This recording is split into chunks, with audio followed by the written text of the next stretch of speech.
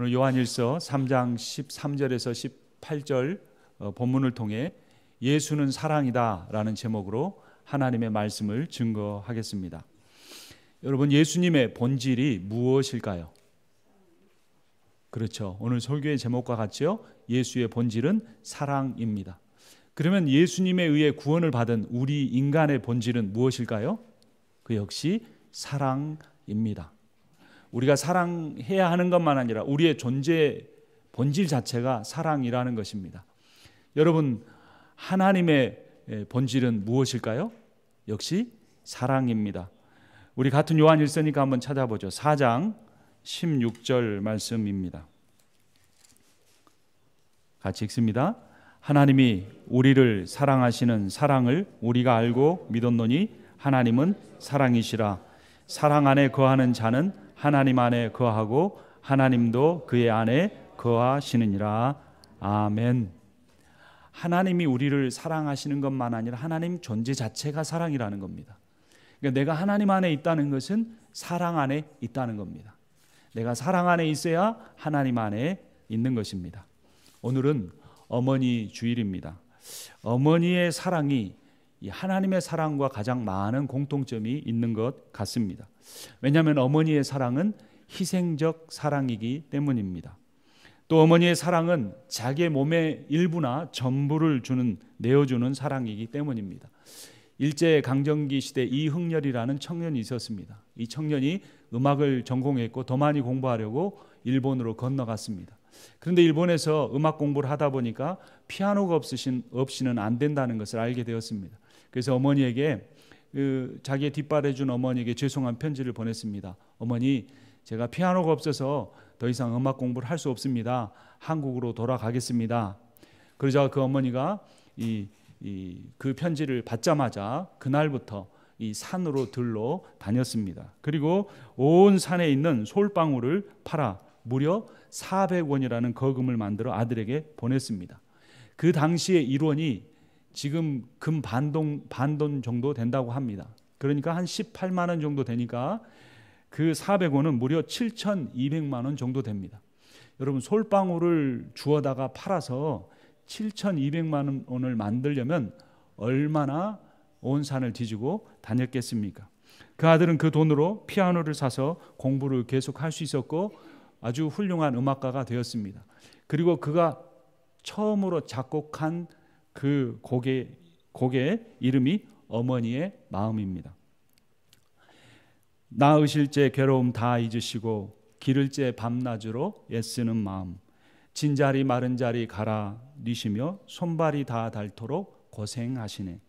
하늘 아래 그 무엇이 넓다 하리요 어머님의 희생은 가히 없어라.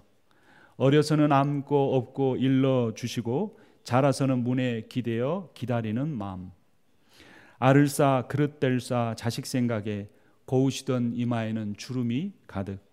땅 위에 그 무엇이 높다 하리요 어머님의 정성은 지극하여라. 인간의 그 무엇이 거룩하리요 어머님의 사랑은 그지 없어라. 사실 요즘 시대의 젊은 여성들, 어머니들 중에는 기성세대 어머니의 사랑을 행하지 않거나 실천하기 싫어하는 사람들도 있습니다. 그럼에도 불구하고 이 하나님의 사랑은 한마디로 말하면 무조건적 사랑인데 이 무조건적 사랑에 가장 가까운 사랑은 바로 어머니의 사랑입니다. 시카고에서는 매년 어머니 날에 사람들이 자주 하는 이야기가 있습니다. 그것은 실화입니다. 마스잭 부인이라는 분이 있었는데 그녀의 아들 조가 경관을 죽인 혐의로 무려 99년형의 징역형을 받았습니다. 그리고 그 아들이 감옥에 들어가는 순간부터 그 어머니는 이 빌딩 청소부로 일하기 시작했고 무릎을 꿇고 마룻바닥을 닦으면서 돈을 모았습니다. 12년 동안 거의 하루에 한 끼나 먹을까 말까 하면서 $5,000를 저축했고 그녀는 그 돈으로 이 경관을 죽인 진범을 찾아주는 사람에게 이 $5,000를 상금으로 주겠다고 광고를 했습니다. 그런데 타임지 기자가 그 광고를 보게 되었고 이 어머니가 12년 동안이나 그 돈을 모아서 신문 광고를 낼 때는 그 어머니에게 뭔가 확신이 있을 거라는 그러한 기사를 내게 됐습니다. 경찰들도 여론에 밀려 다시 재수사를 하게 되었고 진범이 잡혔습니다. 아들의 결백을 드러내기 위해서, 감옥에서 꺼내기 위해서 하루같이 마루를 닦으며 지낸 어머니의 큰 사랑에 온 식구하고 사람들이 감동을 받았고 해마다 마더스데이에 그 이야기를 한다고 합니다. 셰익스피어는 이렇게 말했습니다. 여자는 약하다. 그러나 어머니는 강하다. 자녀를 위한 것이라면 자신의 목숨이나 희생도 주저하지 않는 것이 바로 어머니의 사랑이고 바로 그것이 하나님의 우리를 향한 사랑입니다. 만약 우리에게 어린 시절로 돌아가고 싶은 이유나 마음이 있다면 그것은 무엇일까요? 다 가난했잖아요. 다 없이 살았잖아요. 그럼에도 어린 시절로 돌아가고 싶은 마음이 있다면 다시 한번 어린아이가 되어 엄마 품에 안기고 엄마 손을 붙잡고 또 엄마를 안고 자고 싶은 그런 마음 때문일 것입니다. 그런데 우리는 안타깝게도 하나님을 아버지라고 부릅니다. 아버지 하면 다가오는 감성들은 그렇게 어머니와 같지 않죠. 그런데 유명한 크리스찬 렘브란트는 이 탕자의 귀한 모습을 그리면서 그 아버지의 두 손, 이 탕자의 등을 껴안고 있는 두 손을 그렸는데 한 손은 투박한 아버지의 손이었지만 다른 한 손은 가느다란 가냘픈 어머니의 손이었습니다. 그 화가는 하나님의 부성적인 공의와 함께 하나님의 모성적인 사랑을 한 그림에 동시에 표현한 것입니다. 여러분, 하나님은 엄격한 아버지와도 같으시면서 자애로우신 어머니와도 같으십니다. 예수를 통해 드러난 그 하나님의 사랑은 어머니의 사랑보다 더 넓고 더 높고 더 깊은 것입니다. 여러분, 우리가 이 하나님의 사랑에 얼마나 목말라 하고 있다는 사실을 알아야 합니다. 우리의 영혼이 하나님을 간절히 찾고 있다는 사실을 내가 느끼지 못하지만 우리의 본질은 소리쳐 울면서 그 사랑을 구하고 있습니다. 시편 기자는 시편 42편 1절에서 사슴이 시냇물을 찾기에 갈급함 같이 내 영혼이 주를 갈망하나이다라고 그 마음을 표현했습니다. 이어지는 2절과 5절을 보면 내 영혼이 하나님 곧 살아계시는 하나님을 갈망하나니 내가 어느 때에 나아가서 하나님의 얼굴을 배울까? 내 영혼아, 내가 어찌하여 낙심하며 어찌하여 내 속에 불안해하는가? 너는 하나님께 소망을 두라. 그가 나타나 도우심으로 말미암아 내가 여전히 찬송하리로다 라고 고백합니다. 인간의 마음에는 예수를 통해 드러난 하나님의 사랑으로만 채울 수 있는 공간이 있습니다. 근데 이 공간이 헤아릴 수 없을 만큼 크고 깊고 넓습니다. 이 공간은 다정한 부부 관계를 통해서도 채워지지 않습니다. 이 공간은 절대로 성공한 자녀를 통해서도 채워지지 않습니다. 이 공간은 절대로 불타는 듯한 이성 간의 사랑을 통해서도 만족되지 않습니다. 우리가 아무리 그곳에 성공이나 소유나 외모를 집어넣어 보아도 만족할 수 없습니다.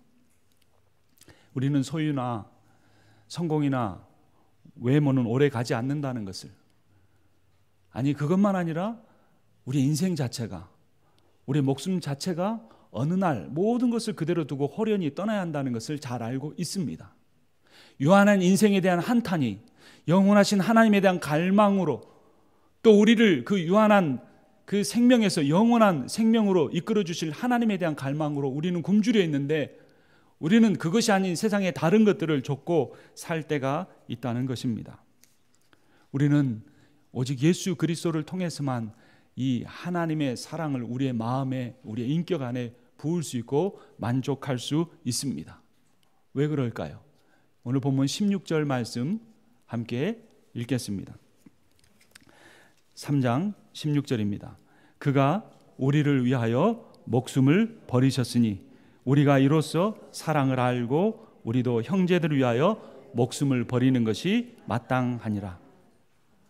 하나님의 사랑은 한마디로 표현될 수 있습니다. 하나님께서 그 아들 독생자 예수 그리스도의 목숨을 우리를 위하여 내어 놓으셨다는 것입니다. 우리 역시 그 사랑을 깨달을 때에만 우리가 사랑을 받아내야 할 존재로 여겼던 친구나 가족이나 교우를 향하여 오히려 내가 그들을 향하여 사랑해야 된다는 사실을 깨닫게 되는 것입니다. 여러분, 다른 사람들에게 어떻게 되라라고 요구하지 마십시오. 만약 그 사람이 어떻게 변화되기를 원한다면 우리는 먼저 있는 모습 그대로 그들을 사랑해야 합니다. 하나님이 우리에게 그렇게 하셨듯. 그리고 그렇게 있는 모습 그대로 사랑할 때에 그 사람이 변화되고 우리가 함께 그 사랑 안에서 하나님의 사랑을 더 풍성히 누릴 수 있는 것입니다. 사랑은 연합과 동행입니다. 하나가 되고 함께 살아가는 것입니다. 그 첫 사랑의 고백이 창세기의 2장에 나와 있습니다. 그때 아담이 하와를 처음 본 순간 이렇게 고백했습니다.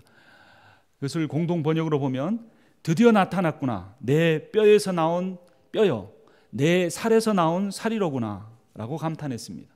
이 말은 곧 무엇일까요? 당신이 곧 나입니다 라는 겁니다. 이것이 최고의 사랑의 표현입니다. 그를 어떤 조건으로 사랑할 뿐만 아니라 그냥 있는 모습 그대로 사랑할 뿐만 아니라 그 사람이 곧 나라는 것을 깨달을 때 우리 인생에 있어서 사랑이 필수 조건이라는 것을 깨닫게 됩니다. 아담과 하와는 원래 한 몸이었습니다. 하와가 아담의 갈비뼈로 창조되었기 때문입니다. 한 몸이 두 인격이 되었고 다시 두 인격이 한 몸이 되라고 하나님이 가르쳐 주셨습니다. 그들이 에덴 동산에서 한 몸이 될 때 하나님과도 사랑의 연합의 교제를 할 수 있었습니다. 야고보서 2장 8절도 우리에게 이렇게 명령합니다. 너희가 만일 성경에 기록된 대로 내 이웃 사랑하기를 내 몸과 같이 하라 하신 최고의 법을 지키면 잘하는 것이니라. 이웃 사랑하기를 무엇같이 하라고 명령하셨습니까? 너의 몸과 같이 하라는 겁니다.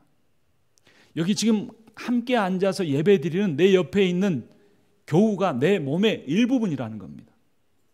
그것이 진리로 깨달아지면 우리는 사랑이 노력해야 할 것이 아니라 사랑이 우리 인생의 본질이라는 것을 깨닫게 됩니다. 우리가 외롭고 힘든 것은 바로 그 관계가 깨어져 있기 때문입니다. 사람은 자기 몸의 일부분을 사랑하듯이 다른 사람을 사랑하며 살아야 하는 존재입니다. 아담과 하와의 부부간의 사랑이 하나님의 창조의 복음이었다면 그 사랑을 온 성도와 온 인류를 향한 사랑으로 승화하는 것이 예수의 구원의 복음입니다. 그러니까 창조도 사랑이 본질이고 구원도 사랑이 본질이라는 겁니다. 그리스도는 자신을 내어줄 만큼 교회를 사랑하셨고 그 교회를 통해 또 온 세상을 사랑하기 원하십니다. 예수께서는 우리가 하나가 되어 서로 사랑하고 그 사랑을 가지고 이 지역사회를 섬기고 또 우리가 더 나아가 먼 곳까지 가서라도 예수의 사랑을 전파해야 한다고 가르쳐 주십니다. 바울도 이 예수 그리스도의 복음에 나타난 사랑을 전파하는 일에 자기의 전 생애를 걸었습니다. 그는 그 자신의 사명을 골로새서 1장 24절에서 이렇게 표현합니다. 나는 이제 너희를 위하여 받는 괴로움을 기뻐하고 그리스도의 남은 고난을 그의 몸된 교회를 위하여 내 육체에 채우노라 라고 했습니다. 예수 그리스도의 사역이 그 사랑을 실천하는 사역이 십자가에 완성됐지만 그것이 아직 우리에게 사명으로 남아있고 그것이 바로 그리스도의 남은 고난입니다. 가룟 유다에게는 이 사랑이 없었습니다. 그의 겉모습은 또 그의 삶은 예수의 제자였지만 그의 인격은 소유와 성취의 종이었습니다. 결국 그는 스승이자 구원자였던 예수를 팔았고 그도 죽었습니다. 인생의 목적이 사랑의 실천에 있지 않으면 인생이 공허하고 어둡습니다. 인간은 유다처럼 하나님께 쓰임 받고도 버림받을 수 있음을 깨닫고 두려워해야 됩니다. 고린도전서 9장 26절에서 27절을 보면 사도 바울이 그런 고백을 이렇게 합니다.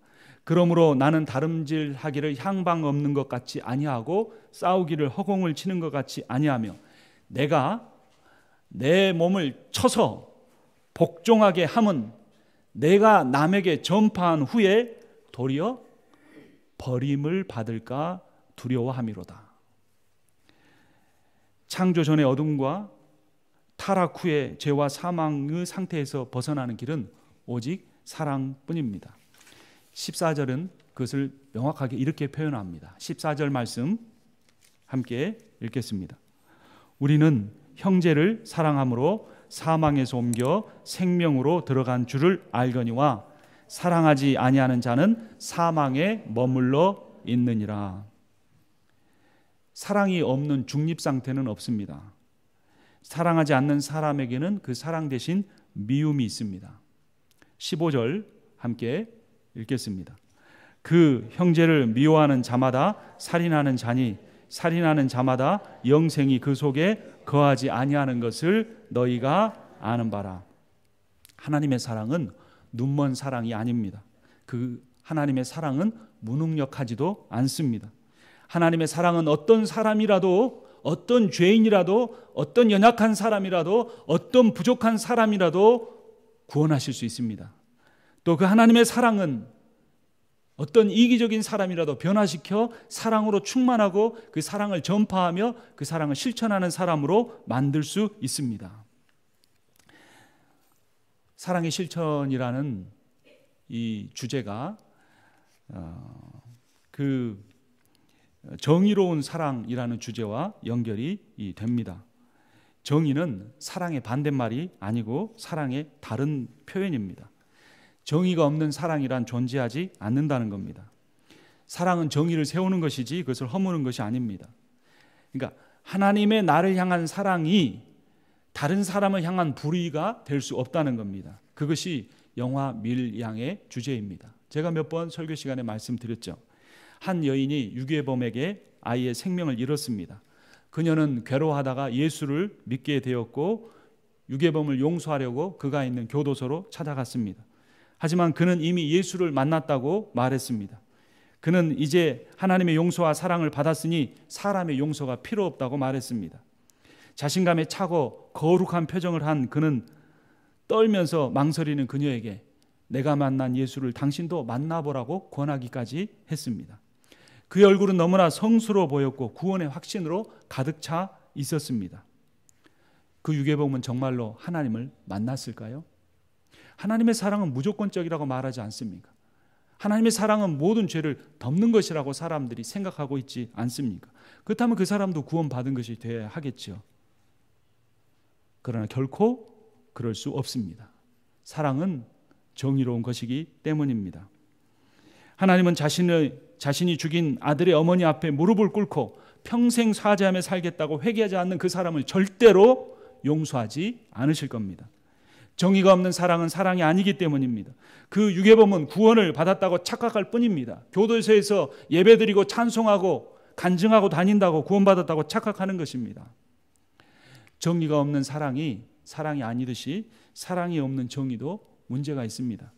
앞에서 말씀드렸던 가룟 유다의 정의가 사랑이 없는 정의였기 때문에 정의가 아닙니다. 그는 유대 땅에서 로마 제국을 몰아내고 신정 국가를 다윗의 때처럼 회복하기를 원했습니다. 그는 정의감에 불타 이 일에 자신의 목숨과 모든 재산과 생명까지라도 내던지려고 했습니다. 그런데 그의 스승 예수는 놀라운 능력을 가지고 있었음에도 불구하고 그 일에 동참하지 않았습니다. 그는 나라를 회복하는 일에 동참하여 함께 싸우기를 거부했습니다. 왜냐하면 예수께서는 정의만 아니라 사랑을 이루기 위해서 자신의 목숨을 내던지려고 이 땅에 오셨기 때문입니다. 그러나 유다가 보기에 예수님은 정의롭지 않았습니다. 싸우려고 하지 않고 십자가에 죽으려고 하는 예수가 비겁하게만 보였습니다. 하지만 틀린 것은 예수가 아니라 유다였습니다. 유다에게는 정의감은 있었지만 사랑이 없었기 때문입니다. 그래서 그는 그의 정의를 실현하기 위해 예수를 은 30에 팔아 예수의 사랑을 배신했습니다. 자신을 정의롭다고 여기는 그리스도인들 중에 사랑이 없는 사람들이 있습니다. 그는 유다와 같은 사람입니다. 무엇이 옳은지를 늘 말하려고 하고 다른 사람을 교정하려고 하고 가르치려고 하지만 그 사람에게서 사랑의 모습이 보이지 않습니다. 그는 다른 사람을 판단하고 정죄는 하지만 사랑의 실천을 할 줄은 모릅니다. 그에게도 역시 하나님의 구원은 없습니다. 하나님의 사랑은 정의롭고 또 하나님의 정의는 사랑에 기초하기 때문입니다. 인간은 그렇다면 사랑과 정의 중에 어느 한편을 선택해야 할까요? 우리는 그 둘 다 선택할 수 있습니다. 어느 회사의 인터뷰에 있었던 이야기라고 합니다. 이런 질문이 주어졌습니다. 당신은 거센 폭풍우가 몰아치는 어느 날 운전을 하고 있습니다. 어느 버스 정류장에 섰더니 세 사람이 있었습니다. 한 사람은 정말 내가 이제까지 한 번도 보지 못했던, 내가 그토록 찾던 정말 멋지고 아름다운 이상형의 배우자 감이었습니다. 또 한 사람은 거의 죽어가는 듯이 보이는 할머니 한 분이었습니다. 또 한 사람은 과거에 자기의 생명을 살려준 의사 선생님이었습니다. 비가 계속 오고 이게 물들이 불어나서 어떻게 될 줄 모르는 상황이었습니다. 만약 당신이 그곳에 있다면 어떤 사람을 구하겠습니까? 아무도 답을 하지 못했는데 200명 중에 단 한 명이 그 대답을 이렇게 했습니다. 저는 그 죽어가는 할머니를 위해 그 의사 선생님에게 차 키를 줄 것입니다. 그리고 저는 제가 그토록 찾던 이상형의 그 사람과 함께 그 버스 정류장에서 다음 버스를 기다리겠습니다. 이렇게 고백하는 것입니다. 죽어가는 할머니를 먼저 병원으로 태우고 간다면 정의를 실현하는 것 같지만 자기의 사랑은 얻지 못하겠죠. 그 여인만 데리고 간다면 자신은 사랑은 얻었겠지만 그 어려운 할머니나 자기의 목숨을 구해줬던 의사 선생님에 대한 그 은혜를 갚지 못하겠죠. 그런데 그는 차키를 의사 선생님과 또 그 할머니에게 차를 양보함으로써 정의와 사랑을 동시에 얻어낸 것입니다. 하나님의 정의와 사랑을 동시에 성취한 것이 바로 예수 그리스도의 십자가입니다. 정의로운 하나님은 인간을 사랑하셨지만 결코 그들의 죄를 용납하지는 않으셨습니다. 여러분, 하나님은 죄를 절대로 용납하지 않으십니다. 우리는 오해하기를 예수의 십자가가 우리의 죄를 덮었다고 합니다. 그렇지 않습니다. 예수님 우리의 죄를 낱낱이 계수하신 다음에 그 죄값을 물으셔서 예수에게 대신 지시게 한 겁니다.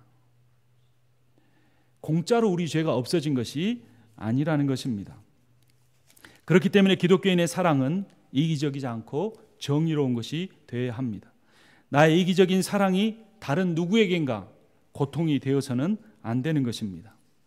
하나님의 사랑은 무조건적입니다. 하지만 그 무조건적인 사랑은 회개한 사람에게만 무조건적으로 주어집니다. 회개란 마음으로 가책을 느끼는 정도가 아닙니다. 회개란 주님께 돌아와 잘못된 삶을 고치고 내가 다른 사람에게 끼친 피해를 배상하는 것까지입니다. 오늘 성경 본문에 따르면 말과 혀로만이 아니라 실제로 원상 복구해 주어야 한다는 것이고, 구약 성경의 제사 제도를 보면 속건제가 그에게 입힌 피해의 100%에 20%를 더해서 5분의 1을 더해서 120%로 갚으라라고 명령합니다.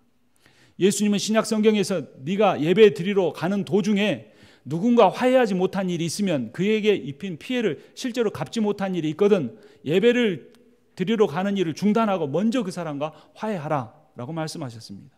그렇지 않고 드리는 예배가 무효하다는 의미입니다. 한 책에 나오는 내용입니다. 지난 세월 나는 많은 사람에게 이런 말을 들었다. 내 선행 때문이 아니라 순전히 하나님의 은혜로 구원을 받은 거라면 그러면 앞으로 아무렇게나 무조건 살아도 되겠네요. 논리적으로 생각하면 그 말이 맞는 것 같습니다. 무조건적인 사랑으로 내가 한 것이 없이 용서받았으니 앞으로 어떻게 산들 구원받지 않겠습니까? 그런데 몇 년 전에 한 여인은 나에게 이렇게 말했다.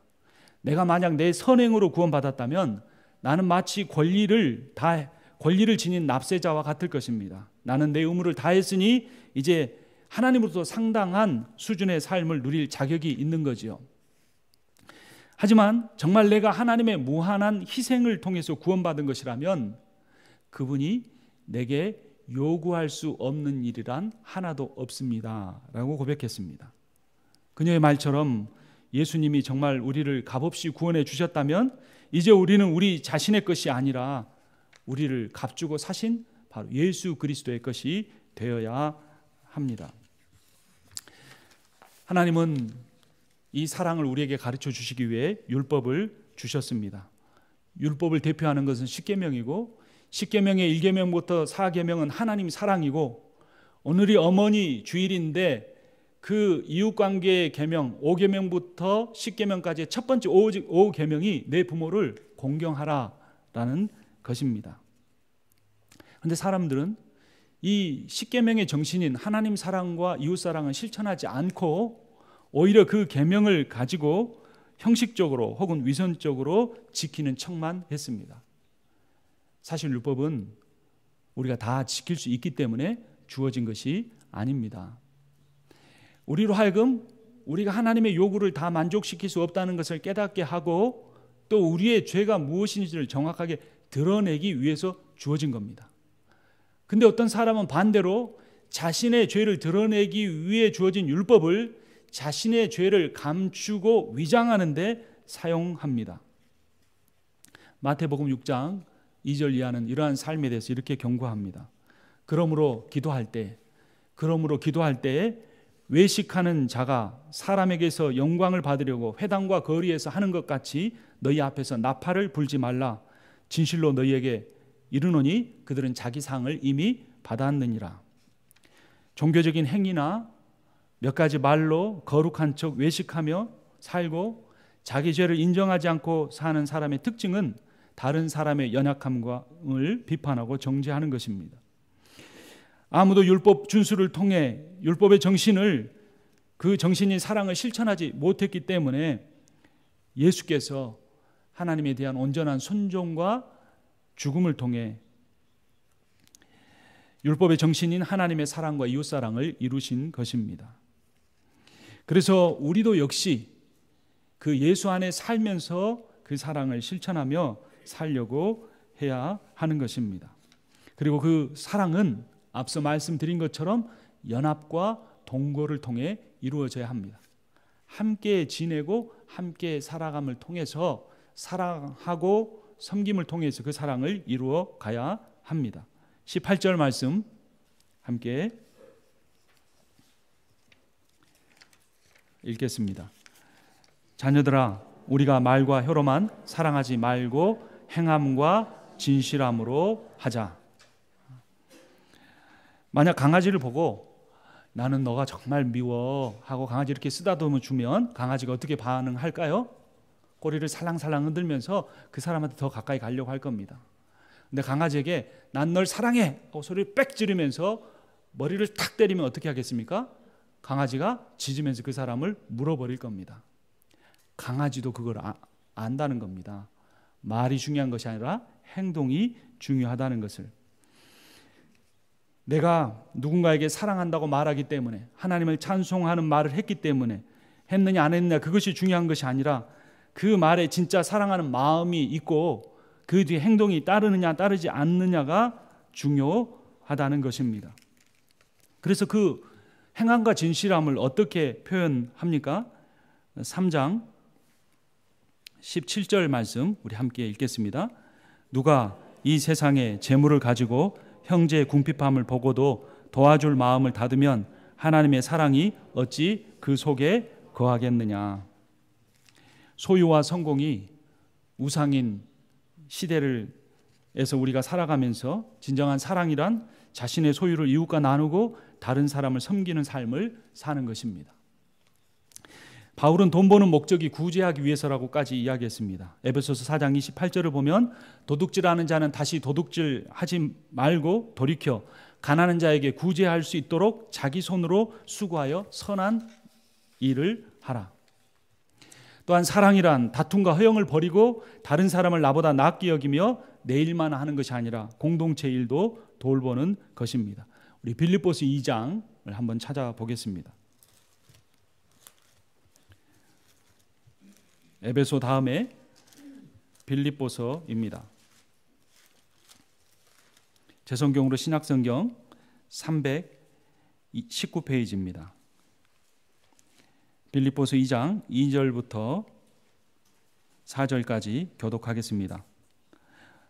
마음을 같이하여 같은 사랑을 가지고 뜻을 합하여 한 마음을 품어 아무 일에든지 다툼이나 허용으로 하지 말고 오직 겸손한 마음으로 각각 자기보다 남을 낫게 여기고 각각 자기 일을 돌볼 뿐더러 또한 각각 다른 사람의 일을 돌보아 나의 기쁨을 충만하게 하라. 그리고 이 삶이 어떤 삶이냐면 5절 함께 읽겠습니다. 너희 안에 이 마음을 품으라. 곧 그리스도 예수의 마음이니.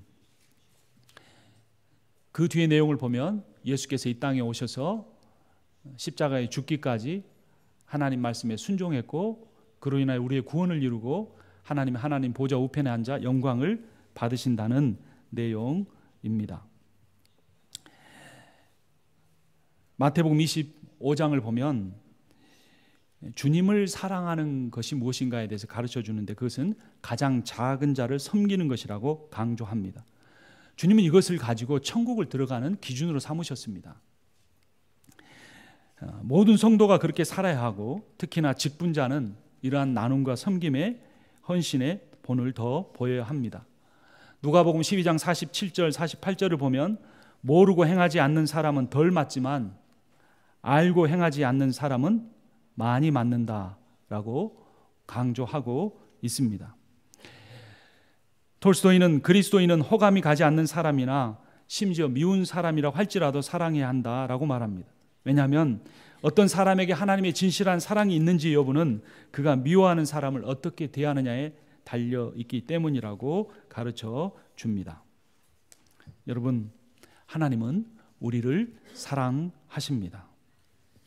예수 그리스도를 통해 드러난 하나님의 사랑은 이 우주보다 넓고 하늘보다 높고 저 바다보다 더 깊은 사랑입니다. 그 사랑은 바로 자신의 목숨을 버리는 형태로 나타났고 십자가를 통해 완성되었습니다. 주님이 우리를 위하여 목숨을 버리셨다는 그 말의 의미는 우리가 주님께 목숨보다 더 소중한 사람이라는 겁니다. 여러분, 이 사실이 우리에게 실제로 믿어져야 합니다. 우리의 삶이 힘든 것은 물질이 조금 부족해서가 절대로 아닙니다. 이 하나님의 절대적인 사랑이 목숨을 버리기까지의 사랑이 나에게 와닿지 않기 때문입니다. 믿어지지 않기 때문입니다. 내 인생이 힘들고 어려운 것은 내가 어떤 질병에 걸렸거나 몸이 아프거나 내 인생이 얼마 남지 않았다고 여겨지기 때문이 절대로 아닙니다. 목숨을 버리기까지 하신 그 예수 그리스도를 통해 드러난 하나님의 사랑을 내가 믿지 않기 때문입니다. 우리가 아무리 사랑하려고 해도 나를 위해 가장 깊이 헌신한 내 배우자마저도 우리는 진실한 사랑으로 사랑할 수 없습니다. 우리가 자녀를 사랑하는 것 같지만, 우리가 마더스데이에 부모에게 꽃 따라드리고 식사 한번 대접해드리고 어머니 사랑에 보답하는 것 같지만 우리는 그런 사랑도 할 수가 없습니다. 예수 그리스도를 통해 목숨을 버리기까지 하시는 하나님의 사랑이 내게 믿어지지 않으면 우리는 절대로 사랑할 수 없습니다. 우리가 선교와 또 큰 집회를 앞두고 있습니다. 우리는 왜 전도해야 합니까? 왜 우리는 집회를 통해 새로운 사람을 전도해야 합니까? 그것은 사랑 때문이어야 합니다. 우리 교회가 숫자적으로 증가하기 위해서가 아니라 우리가 성장하기 위해서가 아니어야 합니다. 교회 규모가 커짐으로써 갖는 자부심이나 교세의 확장이나 자신의 종교적 성취를 통한 만족감을 위해서 하는 것이 되어서는 절대로 안 됩니다. 우리는 또 지난주에 한 곳으로 선교지에 교회를 건립하기로 했습니다. 왜 선교해야 합니까? 그 역시 사랑 때문이어야 합니다. 예수께서 나를 위하여 목숨까지 버리시는 사랑을 행했고 선교사들을 통하여 한국 땅에 복음이 전해졌고 내가 그 예수를 믿었기 때문에 하나님이 한국 땅에서 뿌리를 뽑아 미국까지 옮겨오시면서까지 예수 그리스도의 십자가를 통한 하나님의 사랑을 깨닫게 해주셨기 때문에 우리도 땅끝까지라도 바다를 건너서라도 이 예수의 사랑을 실천하는 삶을 살아야 하는 것입니다. 하나님은 우리를 사랑하십니다. 그 사랑을 묵상하고 누리시고 그 사랑으로 충만해요. 우리가 이 땅 가운데 살아가는 동안 약간의 결핍이나 고독이나 고난이나 질병이나 그런 어떤 연약한 마음일지라도 그 사랑으로 극복하고 사시는 여러분과 제가 되기를 주님의 이름으로 축원합니다. 우리 이제 한 찬송을 드릴 텐데요. 설교 후에 하는 찬송은 꼭 따라 부르지 않으셔도 됩니다. 물론 따라 부르셔도 좋습니다. 원래 그 크신 하나님의 사랑을 하려고 했는데 음이 너무 높아 찬송을 바꿨습니다. 지금까지 지내온 것인데요. 찬송가로는 301장입니다. 이 찬송은 하나님의 사랑이 지금까지 나를 이끌어왔다라는 그런 의미인데, 때로는 이 가사를 어머니의 사랑이 지금까지 나를 이끌고 왔다, 이런 의미로 찬송을 해보셔도 좋겠습니다. 찬송을 하셔도 좋고 묵상하셔도 좋고 기도하셔도 좋습니다.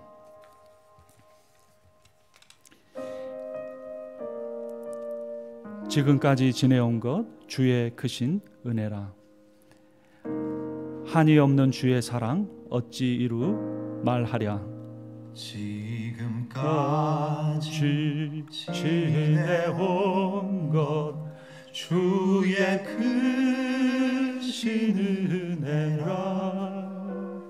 한이 없는 주의 사랑 어찌 이루 말하랴. 자나깨나 주의 손이 항상 살펴주시고 모든 일을 주 안에서 형통하게 하시네. 몸도